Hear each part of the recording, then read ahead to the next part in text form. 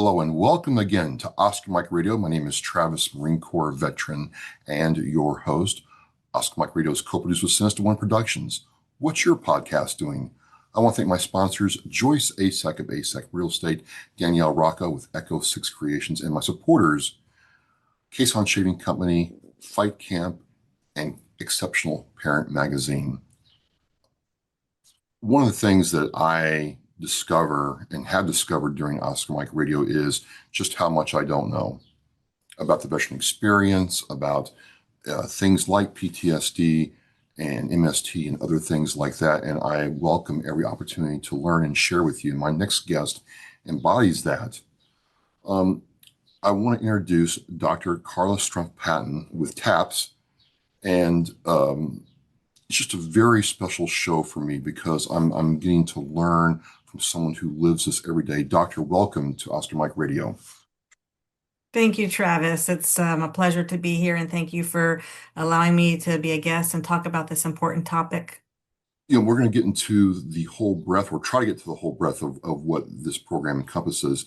But for those out there, this is a very personal mission for you. Can you give us a little background about who you are and how you got into doing this kind of advocacy, Doctor? Sure. Well, I serve as the vice president of our suicide prevention, intervention, and postvention programs. By trade, I am a licensed psychotherapist, and my subject matter expertise is in the areas of bereavement, trauma, and suicide, particularly within the military. Uh, all of that really comes after the fact of being personally impacted by suicide. When I lost my first husband, my first spouse, he was an active duty Marine, post-Gulf War era, where he had served with the ground troops. He was a drill instructor in the Marine Corps, and he died by suicide at the age of 24, 31 years ago. And so I was impacted very personally and profoundly at a very young age. And we were expecting our first child at the Wow. time when he died. I gave birth several days after his suicide, and that changed me profoundly. But that also was during a time when there were no resources. It was very isolating. There was no platform for those who've been impacted by suicide to really share their experience as well as help towards prevention efforts. So that really became, my quest, so to speak, that drove me professionally into this field, and why what I do at TAPS is obviously very personal, but it comes from such a place of commitment and passion and dedication. And the work that we do ultimately is still saving lives. So it's something that also is very hopeful in the work that we do, trying to help those in our military community who've been impacted by suicide. This resonates with me because many of the reasons I started Oscar Mike Radio was around veteran suicide. I did not experience it like you do.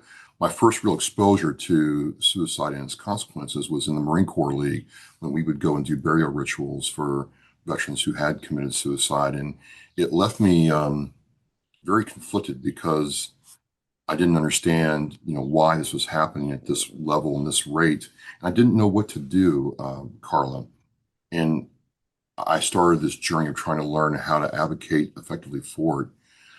My first question is, when this happens, there really doesn't seem to be support for when this void happens to people.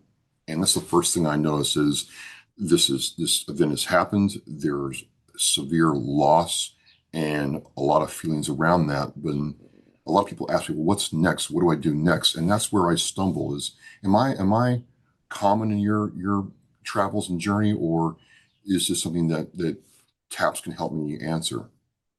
Well, TAPS absolutely can help answer that. We've been around for 31 years, and we are really one of, if not the leading nonprofit and organization, particularly around suicide postvention after suicide deaths in the military. And so we are here and we stand ready to not only support family members, loved ones, next of kin, but battle buddies, comrades, military leaders, because we know that when one person dies by suicide, that a minimum of 135 people are impacted, and that could be very close proximity. That also could be people in the community, in the workplace. It could have been their healthcare providers. And one of the hallmark reactions are the questions around this, why this happened, what could we have done differently? It's really how, those of us who've been impacted by suicide loss, we're left wondering about that. We cannot bring the person back that we love, but it's almost universal that most of us want to learn from that tragedy and in the look back, in hindsight, what could we have done differently? Is there something, to improve the systematic, offerings to help, to encourage people with help seeking behaviors? So there's so many questions around the, if only and would have, could have, should have, why. And the only person who can really tell us that is not here. So, as a community, we're left to try to figure this out more. And sometimes if we don't have those answers, it really does help to connect with resources, kind of consulting with subject matter expertise, maybe making sure that we have correct information. And some of that there's a learning curve, right? So through gaining new information and knowledge and becoming more aware is the first step of that. You're doing that here. We want to try to reduce the stigma around that because it's hard to talk about, and suicide is very complex. It's also, there's no one single answer. People are very individual and very unique. And so each case is very different in itself. And while we know that there are risk factors and warning signs and certain contributing factors, people are also very individualized and very unique. And so it's not something that's easily explained or answered, but there are things that we have learned and that we do know around not just prevention, but kind of upstream, being proactive, preventative measures that can help protect against suicide, that can reduce risk. And a large part of that is the messaging, how we talk about that, how we respond to suicide, and understanding the different facets, whether it's kind of upstream early prevention, if it's intervention kind of in the middle of or the height of a crisis, or perhaps after a suicide attempt, and then after a suicide loss. And these components are all equally critical when we look at protection and risk reduction. Before we get into all that, you touched on the word stigma, but in my anecdotal personal experience, Carla, one of the parents felt like they were, one, a complete failure as a parent, and then two, this pervasive sense of shame they carried with them because of what had happened. And at the time, and even now, it's still hard for me to understand how to meet them where they are to help them through this. Where does this sense of shame come from, and how do we lead someone or help someone through that part of this healing process? Well, I think it's important to address stigma from two perspectives. One, Okay. the stigma around those who are struggling with suicide. So historically, sometimes whether it's stigmatizing language, or judgmental language, things that might be from cultural or religious or kind of ethnic taboos that keep people from either asking for help.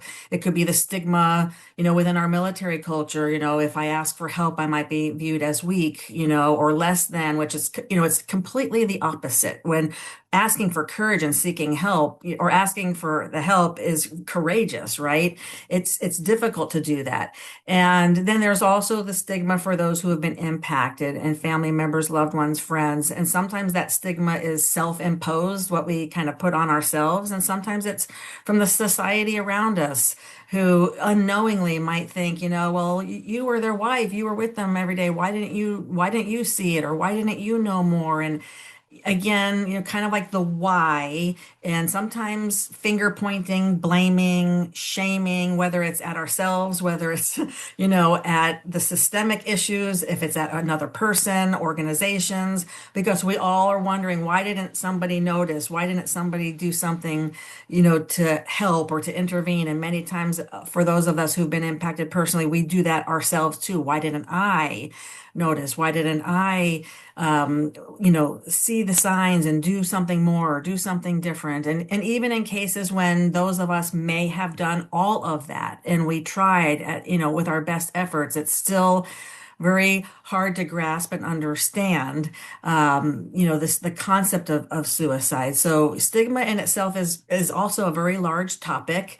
And so I think it's something we want to be delicate about, particularly for those who are coping with a loss, that we're not implying and shaming in any way. It's quite the opposite, that we want to be sensitive, we want to be compassionate, we want to be caring, we want to understand. And so I would say if you're supporting someone else, this is something you're not going to have the answers to. You Okay. can't fix this, you can't explain it away, but by being present and by listening, and you maybe even listening, what are the needs that people are having? Maybe we can get them connected to resources. Do they want to connect with peers, maybe a surviving parent to connect with other parents, or a spouse with another spouse, or adult children or adult siblings, with their peer group. And sometimes with that, there can be a lot of understanding to see that you're not the only one.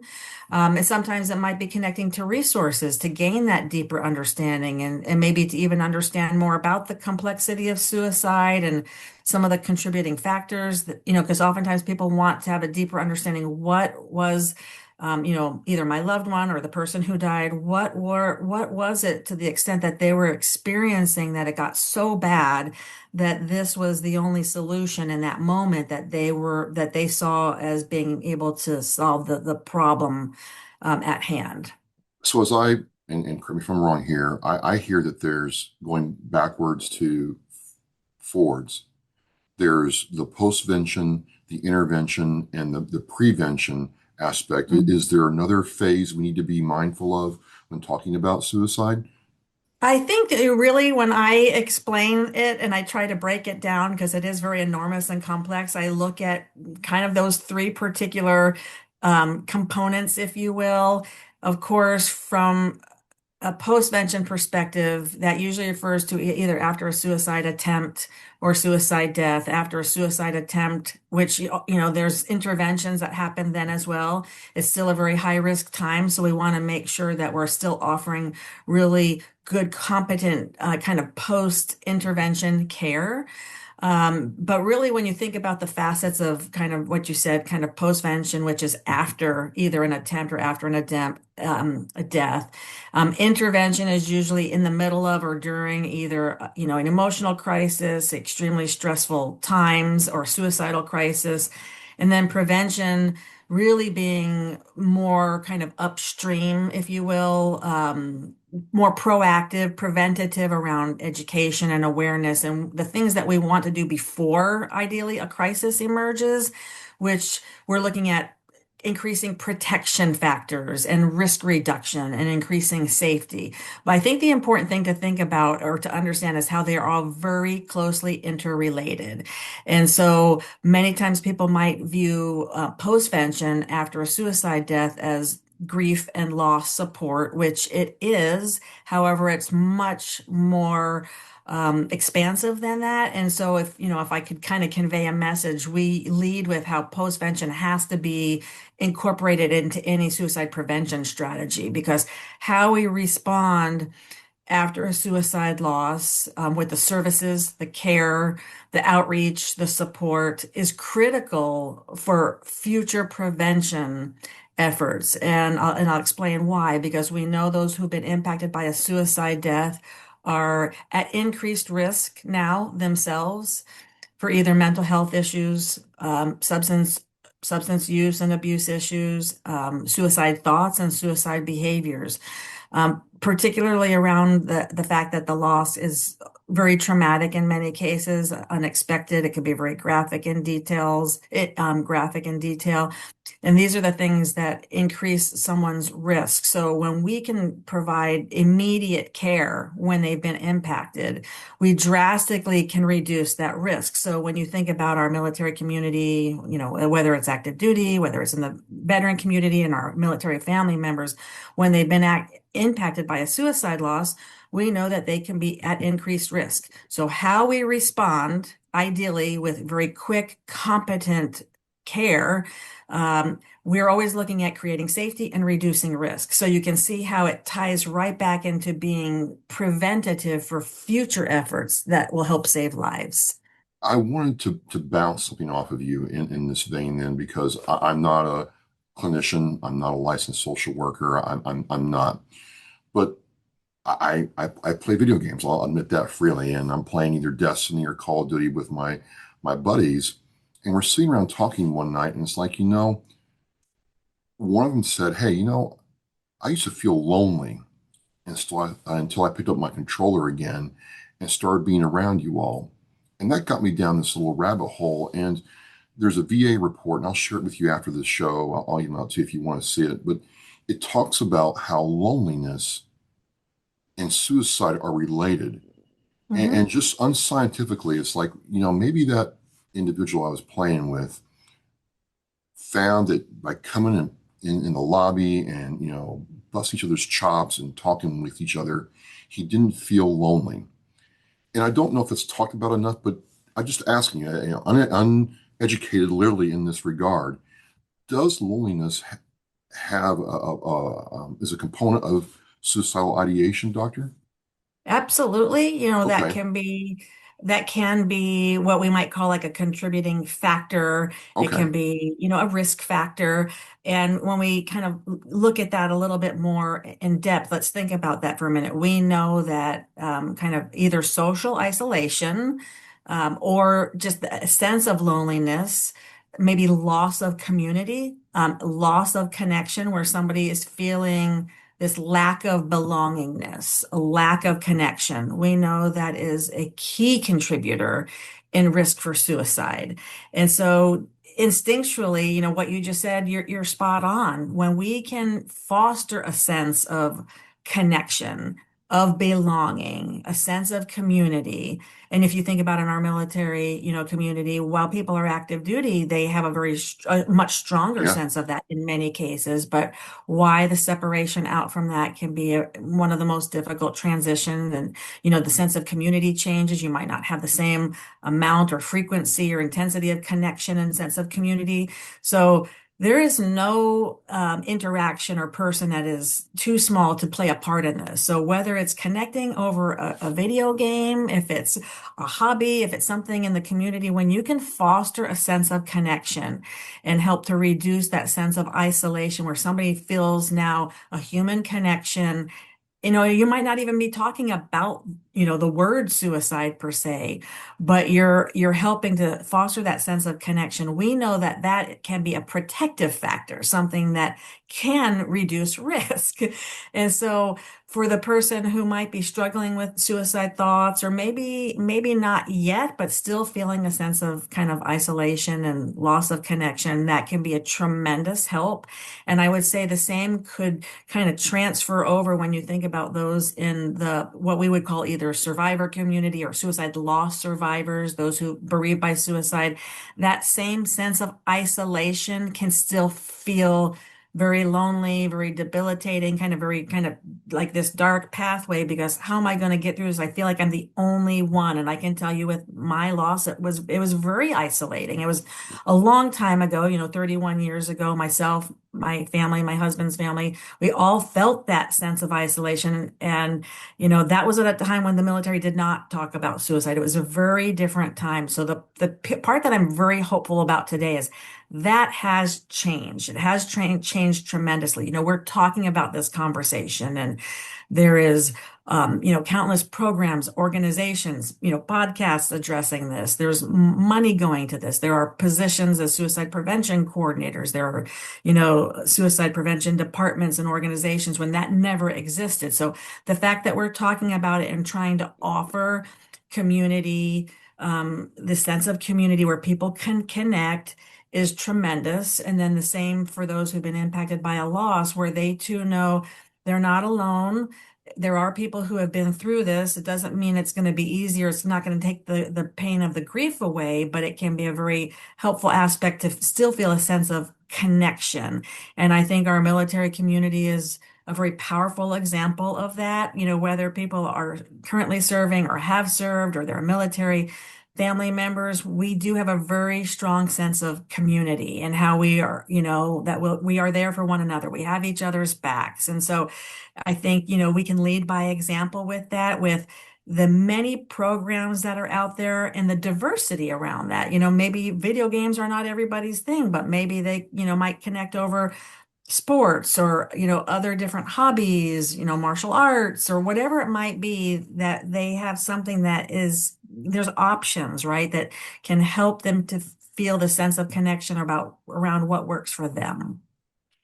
So, talking about TAPS, your organization, 31 years, and you have a very personal but yet professional alignment to the organization. Let's just say I myself or somebody else says, you know what, I'm not in a good place, and they reach out to you all. Describe for us what's the process like to get assistance from TAPS and what that's going to look like for the person involved, please. Sure. If I could take just a minute to kind of explain about how Sure, we sure, absolutely. help others.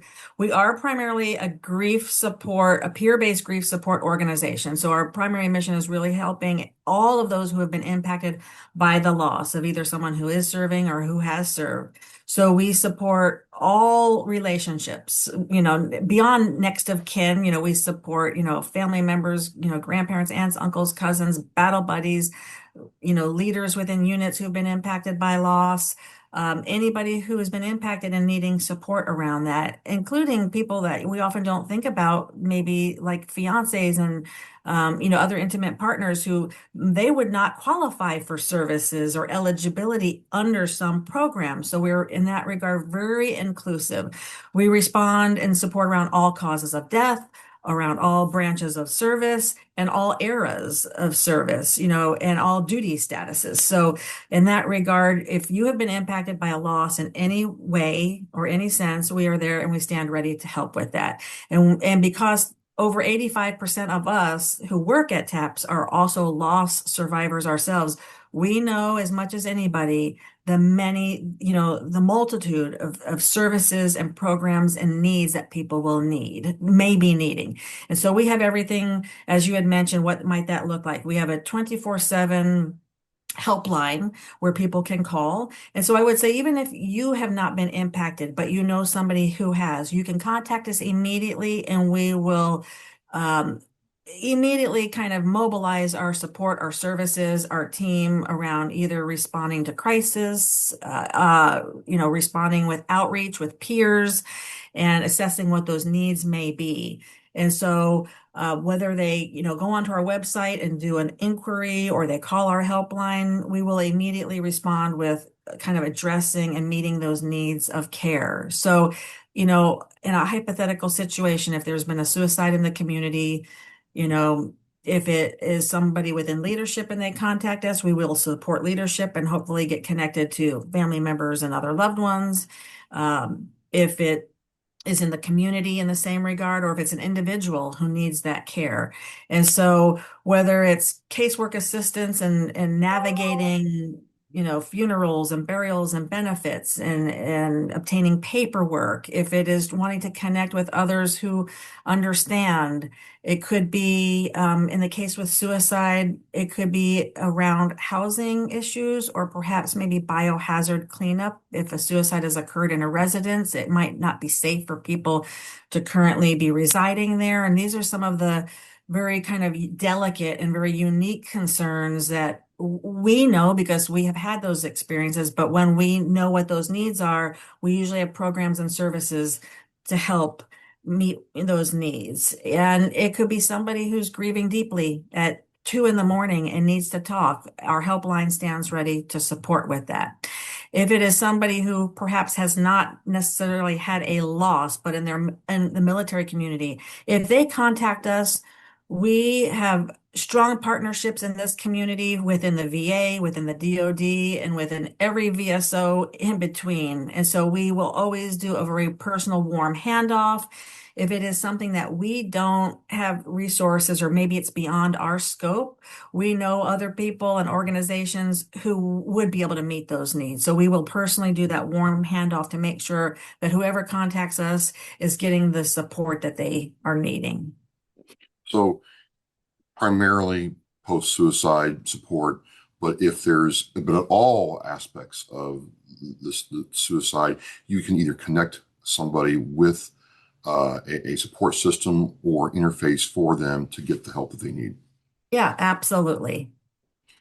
It's interesting because I've interviewed some people here on Oscar Mike Radio and talked to them off microphone. Just they didn't want to come on the show at all, and they talk about they serve in the military, and one of their fellow squad mates, sailors, airmen, Marines, committed suicide, and you know 10, 15, 20 years later, that moment in Hmm. their life is still keenly felt. So they can still feel the emotion all that time later. And some people have a hard time with that. Why, beyond the obvious, why does that moment stick in their minds for so long? Because you hear the phrase, time heals all wounds, but that doesn't seem to be the case here, doctor. Well, I think a couple of things. Hopefully I can address all of that. I think in general, we know with grief that's still not necessarily true.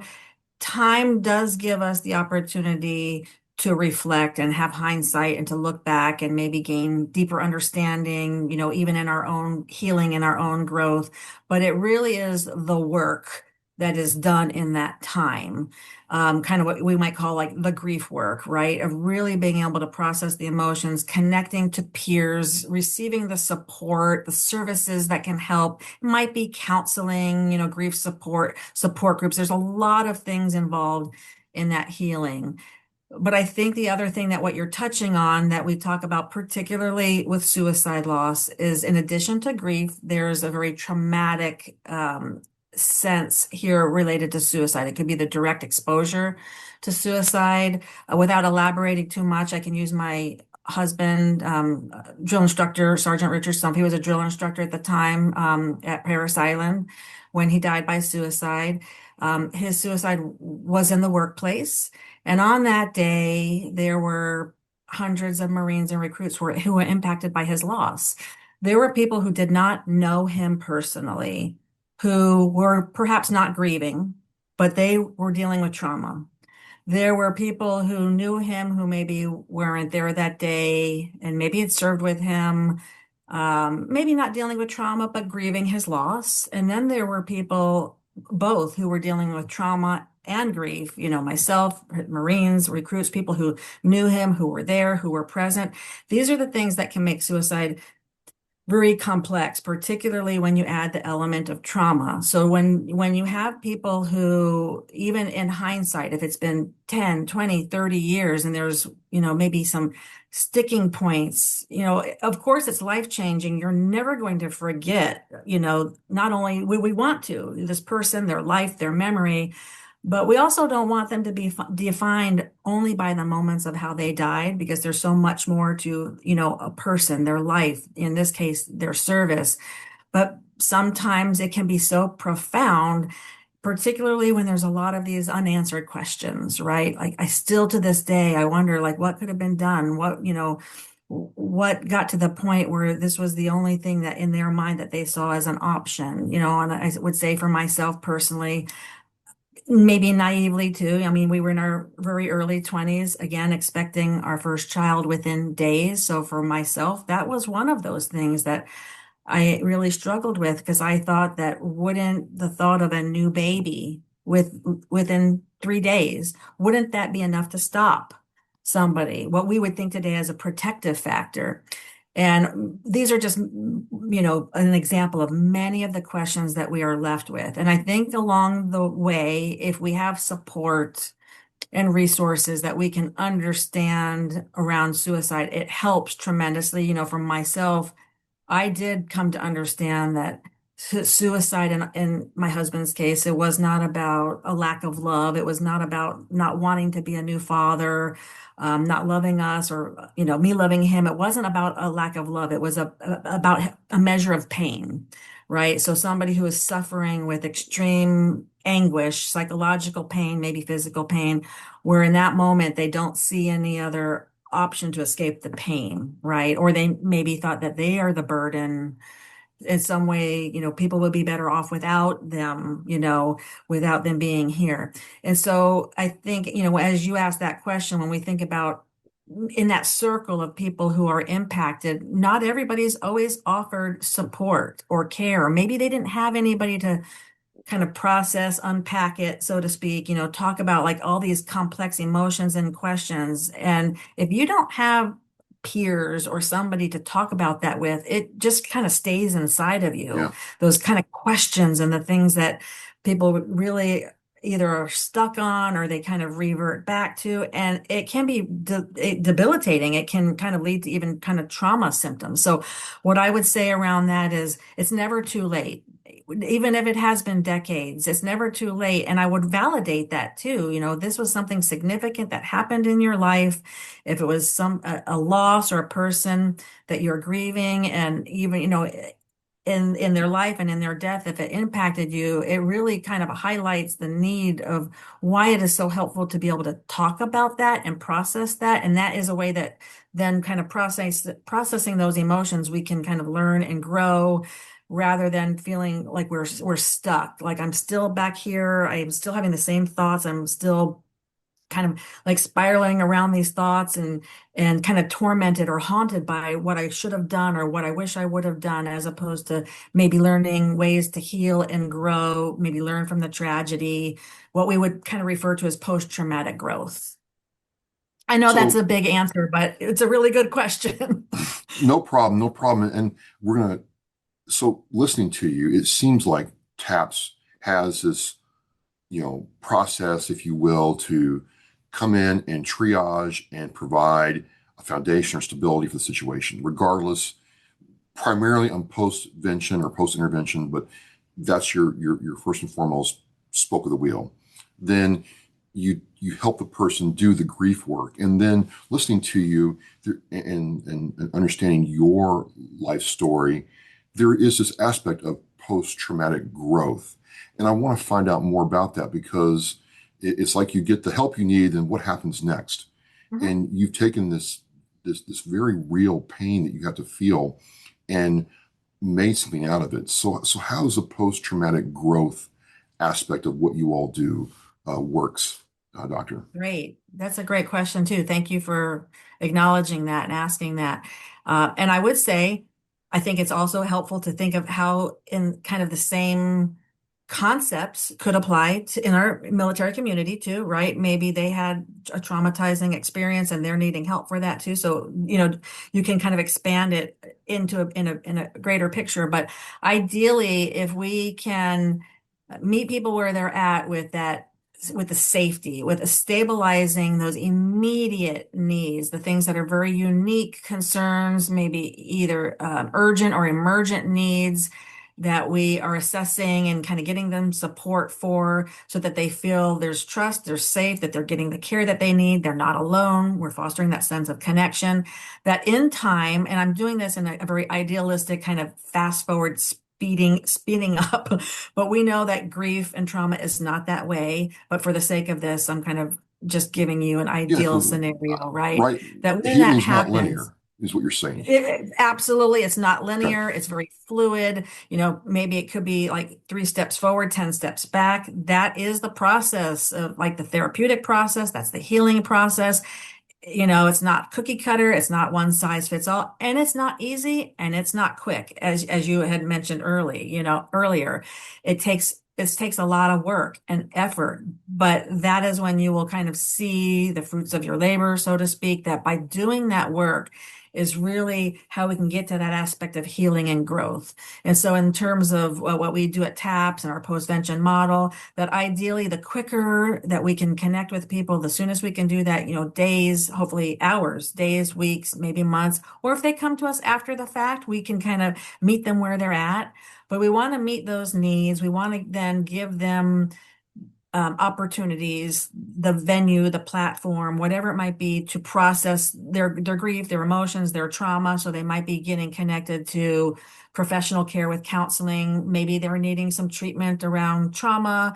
Maybe they're connecting to support groups in local community, peer support connection. So whether that's, veteran with another veteran, a bereaved family member, like a spouse with a spouse, that we have found that that peer connection combined with professional care, whether it's, counseling or treatment, those are the things that have very hopeful outcomes because we're fostering connection. We're fostering that sense of belonging and connecting to services.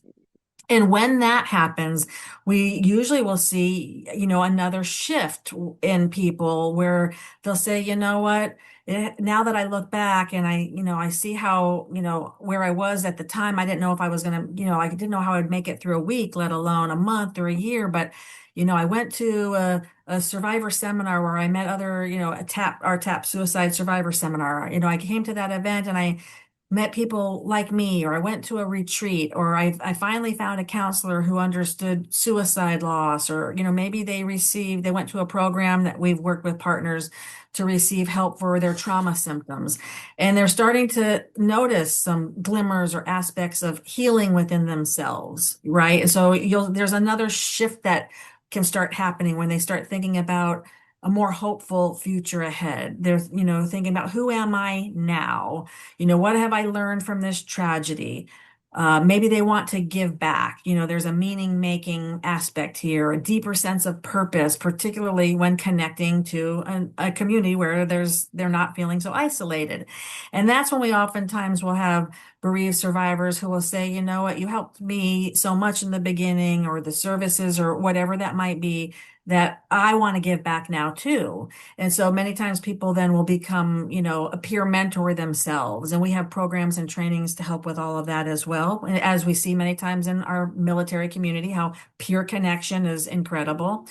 And many of those people then end up coming back and they work at TAP. So when you think like post-traumatic growth can look very different for everybody, but usually around finding a deeper sense of purpose, around there's a shift as well from not just the moments of the death of their person who died or their loved one, but also the sense of hope for the future ahead, and that receiving the care was very helpful, but now maybe giving back, or maybe going back to school or a new career, or if nothing else, kind of embracing, that I'm worth it. I'm worth the effort that I put into it. And in spite of this tragic loss, there is hope ahead for myself. We also see a tremendous amount of advocacy at this Oh point where yeah. people want to, kind of speak up. They want to share their stories. We know that stories can be very healing and informative. They might help towards legislation and policy change. They might share their experiences that can help for prevention efforts, within different service branches, kind of looking back what might be improved, or changed to help with future prevention. So it can look very different, but we want people to know it's possible. It doesn't just happen automatically on its own. It does take the time and the work, but it also takes support. We can't do it alone, right? We need community to help us. Well, thinking of that, I served in the Marine Corps in the late 90s, and you were absolutely right. There was none of this when I served. If a situation like this happened, you saw the chaplain and hope for the best. And, Right. and TAPS has been here for 31 years. At this time of this organization and your career, what is next for TAPS? Where are you all going with the services and advocacy you provide? Because I don't like assumptions, but I have to think that we're still learning about how the human mind processes grief and emotions and things like this to even improve what we're doing. Well, I think, again, there's a lot to reply to that too, right? As Right, far right. as a nonprofit, we're not funded by the government. And so we're constantly, like anybody else, we're having to make sure that we're meeting the demands that are coming to us. And unfortunately, that has not subsided. So constantly being able to meet the demands, meaning that we're able to provide the care and level of service to those coming to TAPS, which is, on any given day, we could have 25 to 27 new surviving family members. About a third, about 9 or 10 of those could be suicide loss. So unfortunately, the demand is still there. Loss is universal. We're not going to stop that from happening, but what we can learn about particularly kind of prevention and protection and risk reduction, particularly around suicide, is critical. And as you know, we're talking a lot about suicide loss survivors here, but in general, our bereaved individuals at TAPS who could have other causes of death, whether that is illness, toxic exposure related illnesses and loss, accidents, training incidents, killed in action. Those individuals also could find themselves in need of prevention. They might have times of emotional crisis or needing an intervention. So prevention and intervention is still paramount across the organization. Our helpline is a certified crisis line. Myself and other staff are trained in assist and other, suicide prevention training. So we take that very seriously. So we're always we're listening to those that we serve around the themes and the trends and what's needed. I think, expanding that and going forward, we're wanting to make sure that we're always providing the care to anybody who's impacted, including those within a unit or within leadership. So, we remain vigilant around that. We have, as you know, we have a very comprehensive communications team. So communication and messaging also is imperative, particularly when it comes to mental health, issues around kind of suicide related supports. Communication and messaging and safe and strategic messaging is key when we're looking at reducing risk and reducing stigma. And so working with military leadership and all of the other organizations is a constant, right? Because our military community is vast and there are a lot of unique needs. One thing I think to address your question, which would be unique that I think we have always done, but there's still a great need, is addressing the military family and family members. So the family members of a veteran or, active duty, many times there could be multiple service members within a family. It could be, a dual military serving family.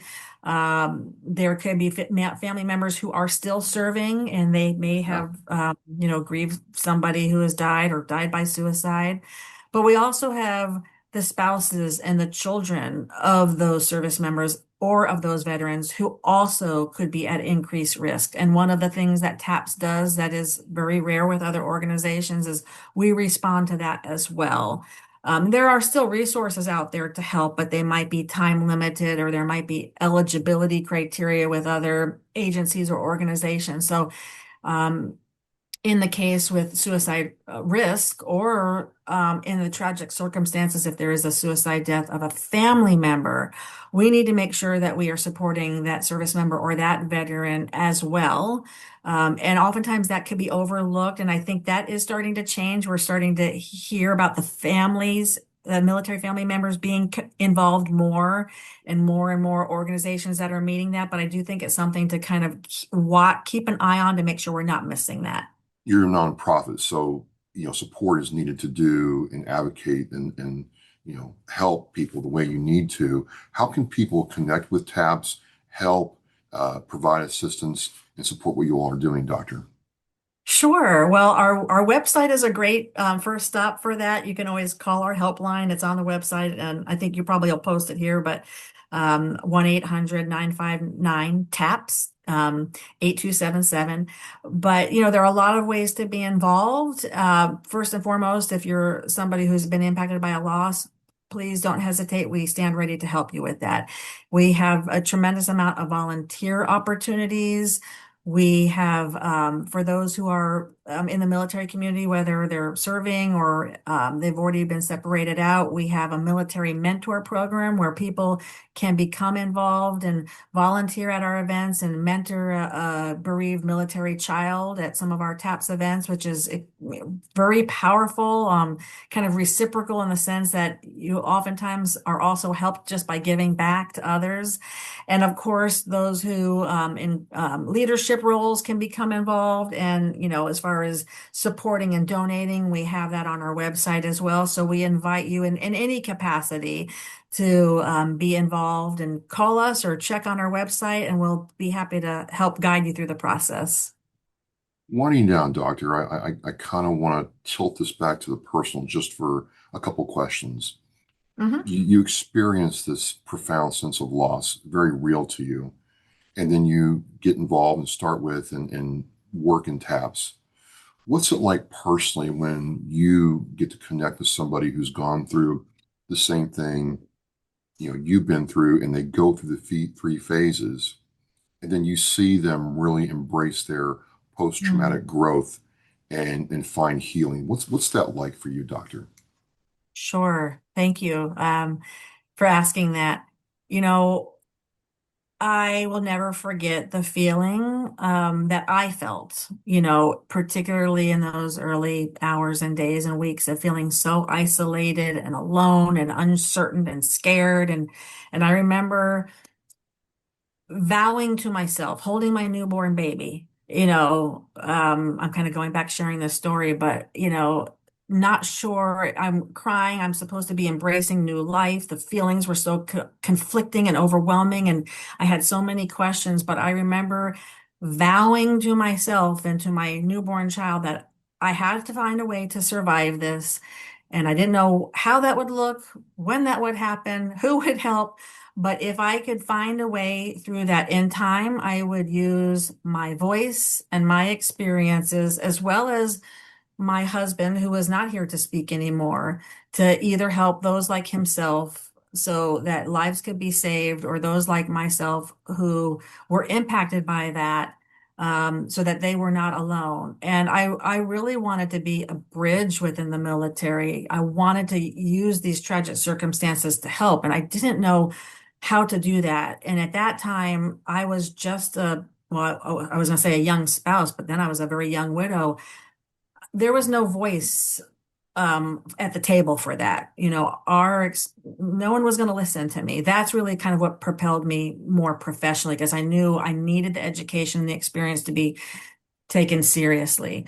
But that was so profound that I knew I had to dedicate myself to helping others somehow. And when I found my way to TAPS, so this was probably maybe 15 years into my loss, but like, almost 18 years ago, I knew, like, all those years I was trying to find my people, and I finally found a place where I could give back. But when in my role at TAPS, when I'm talking to other new family members, I'm just one of them.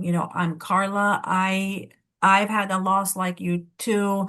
I don't know what you've been through, but I think I can relate in ways that, other people can't. And when I can lead with that, usually most cases I can hear a sense of relief, because, we help with people around the country and sometimes around the world, because, so we have to do a lot of that remotely, sometimes it's in person too when we get to finally meet.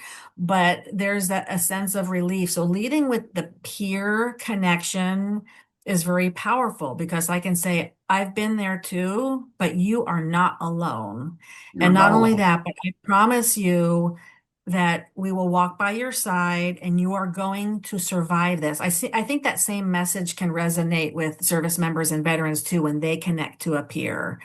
And when you can say that from the heart, with, this altruistic sense that when I say it, I mean it. I've lived it and I know it to be true. I know you can survive. I know it feels like you're the only one, that nobody can understand, that what happened was so complex that nobody's been through it. But I want you to know that you're not the only one and you can get through this. It's too hard to do alone. And it's hard to trust, because we're vulnerable at that time too. How do we know that you're not going to take advantage of me or hurt me? And we trust our own instincts, And so the part of that is I always continue to learn, which is part of how TAPS has grown. We have learned from the survivors that we help, what do they need? How can we continue to meet those demands around what they're needing?